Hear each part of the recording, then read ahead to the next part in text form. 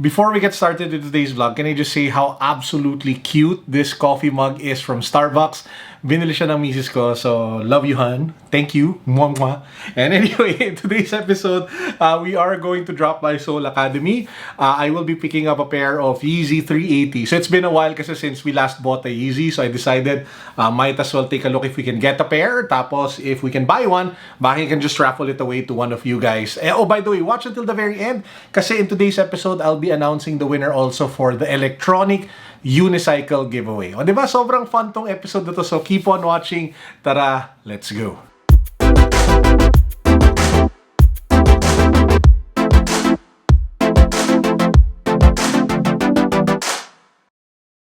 Sneakers of the day, since we are picking up a Yeezy, let's wear one. So, this is one of my favorites, which is the Yeezy 700 Wave Runner. And for our watch of the day, this is the G-Shock John Mayer piece. A really nice collaboration with Dinky.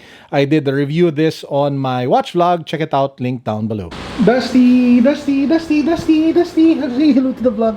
Say hello to the vlog, guys. Dusty's shirt will be coming out on our Lazada shop end of the month this March. Abangan nyo lang. O nga pala, you guys see all of those shoes? Those are the shoes that I bought from the 70% sale over at Nike Podium. So in tomorrow's vlog, bubuksan natin lahat yan. Aha! Yep, still one of the best Yeezys ever. Sa fourth tayo. So quick time check, it's 12:20, lunch break pa, so pwede pa to. So what we'll be doing is we're now here at the fort. Ben, lakas ng araw. Saglit lang tayo sa Seoul Academy. We'll check out the shoes and then we'll go home and then I will unbox whatever it is that we end up buying. I'll switch, by the way, to my phone kasi it's hard to carry around like a giant camera while walking around. So, pardon the quality of the video and the audio for the next 2 to 3 minutes. Okay guys, so kwento ko lang sa inyo yung mga sapatos sa Seoul Academy. First up, we have the new Yeezy 380. The official name is Covell something. So this one actually looks so much better in hand than in photos. To be honest, I think it's one of the nicest 380s that I've seen in a long while. So 2 thumbs up for this one. Ang ganda niya. There was also one Yeezy 350 sitting on the shelf, size 10.5. I forgot the name also. I think Desert Asiata or something. And I initially wanted to pick it up, but unfortunately it wasn't my size and it was actually reserved for somebody. Now, apart from that, they also had the new Pharrell Williams collaboration. It's like a series of all black shoes. So there is a superstar in all black with little emblems of Pharrell's branding. There was a Stan Smith na all black. There was a Continental 80 na all black, and there was also a Samba, if I'm not mistaken, na all black. My only issue with these shoes is that they are kind of pricey, and secondly, ang ganda sana if he made like all white versions as well, not just all blacks. There was also the 4D. I think this is like in the Futurecraft original model.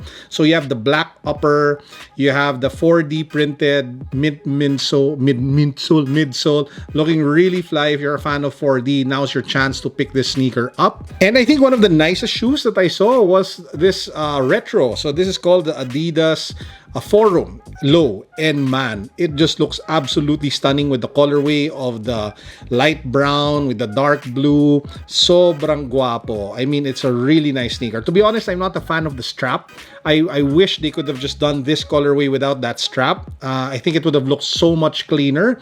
But hey, if you're a fan of elements like that, this one just sells for 5.3.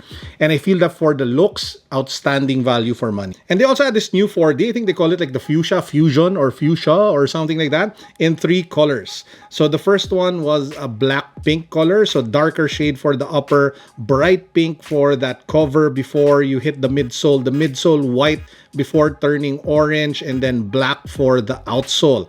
You have another version in a lighter shade, the upper being white or off-white, becomes some sort of orange and then pink, and then the midsole, which is your 4D tech, is in some sort of like, I don't know, violet or lavender. And then there was a mint green version, which I feel was the nicest one, at least in my opinion. The upper is a mix of yellow and green, some sort of like vault thing going on. And then you have like a cleaner white or almost light green 4D midsole that you can see at the bottom of the shoe. All three sneakers have piping running across the lacing system and are really different looking outsole. Sells for 12,000 pesos each. So yun guys, yun ang mga interesting sapatos nakita natin sa Sole Academy. Take note that you don't have to visit physically. You can order via their Instagram or their Viber. I will link it down below. So yun, ano sa tingin nyo nabili ko? Comment down below kung ano ang binili ni Carlo right now. Haha! Mission accomplished. We have the goods. You know, Yeezy 380. We'll unbox it when we get home, and malay nyo, dahil hindi ko to size, baka pamigay ko sa isa sa kanyo. So we're on our way home. So we were able to pick up two shoes, one from Sole Academy and one from Adidas BGC. Yung isa Yeezy na hindi ko size, so alam nyo na ibig sabihin yan. Tapos yung isa naman size ko na sobrang gandang sapatos for around 5,000. So we'll unbox them, take a closer look, and then keep on watching guys kasi may pasabog tayong announcement sa dulo. At the same time, I will be drawing the winner for our electric unicycle raffle. We're back here in the studio, and before we unbox the shoes, let's find out who the winner is of our electronic unicycle raffle. So here's the randomizer. Ba-bam!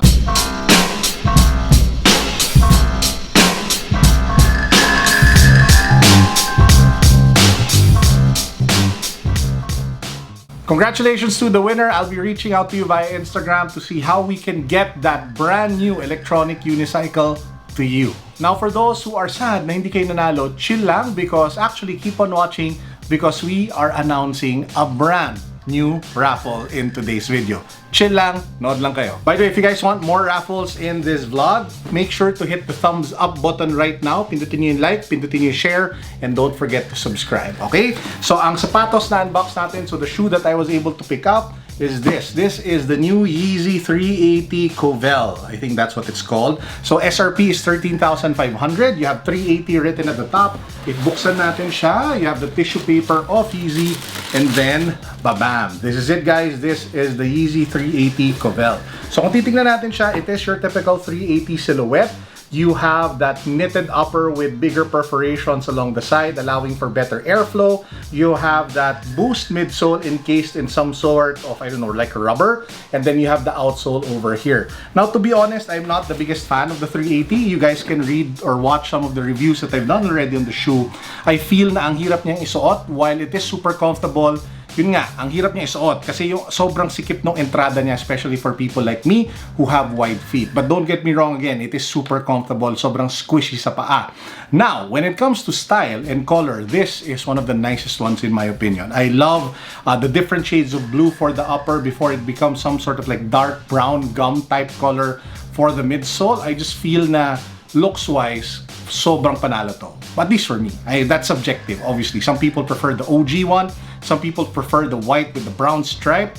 Ako, gustong-gusto ko to. But yeah, this isn't my size because unfortunately, they didn't have one in my size. This is actually a size 9 US. And kung alam nyo na kung bakit ko to bilhin, malamang na-excite na kayo because yes, we are going to raffle this one away. Keep on watching, I'll reveal the mechanics in a while. Now, I have one last shoe that I ended up buying. Ang gulo ng buhok ko. I really need a haircut. This is the Adidas Forum 84 Low. So there you have it, Forum 84 Low Adidas. Ang ganda ng box niya, kakaiba siya. So you have different visual elements of basketball because of course the Forum was originally a basketball shoe. So if you pop this box open, I went through to size by the way on this one, but I feel that it kind of fits a little bit big, so you might want to consider going a half size down. So buksan lang natin siya. Pakita ko sa inyo guys, ito sobrang ganda. So yung kaninang nakita nyo was like the brown with the blue. This is the OG color. So if you take a look at it, it is white. You know I love white shoes, right? And it is also blue. So the accents of blue, take a look at that. 3 stripes na blue in suede along the side of the shoe. A darker shade of blue for the accent here at the bottom of the sneaker. You have suede here at the back. You have some sort of like cream colored laces, which just looks really dope. Cream colored midsole as well to match the laces. Man, ang ganda niya. Sobrang panalo for 5,300. And like what I mentioned when I was talking about the brown one, I feel that it would have been much better if they took out the strap. Pwede ko ba ito gupitin? Pag-aralan natin. But yeah, it's a really nice shoe. Not bad for 5,300. What do you guys think? Let me know, comment section down below. By the way, speaking of giveaways, we are still giving away the Realme Smart TV, guys. That's 43 inches. The link to that giveaway can be found down below. We will be drawing the winner to that Smart TV at the end of the month. So make sure sumali kayo doon. And by the way, I have a new TikTok account. Well, I have a TikTok account. So if you guys haven't followed me yet on TikTok, make sure that you do so because we will be doing TikTok exclusive giveaways very soon. So kung gusto niyo manalo ng mga sapatos, gusto niyo manalo ng mga sneakers, mga hype stuff, TikTok ko is where it's at. I'll be scattering the giveaways across all my different platforms. So minsan may giveaway tayo dito sa YouTube, minsan may giveaway tayo sa IG, tapos for soon next week magpapag-giveaway ako ng medyo malaki sa TikTok. So alam niyo na yan. You know ano kailangan niyo gawin. The link to all my accounts can be found down below. So ano na nga ba ang ating mechanics for our giveaway for the Yeezy 380? So I am giving away a Yeezy 380 size 9, size 8.5. So the mechanics are very simple. You guys have to follow me on Instagram. You have to follow Soul Academy on Instagram. You have to follow Soul Academy. You have to follow Adidas PH on Instagram. The links to their Instagram accounts can be found down below.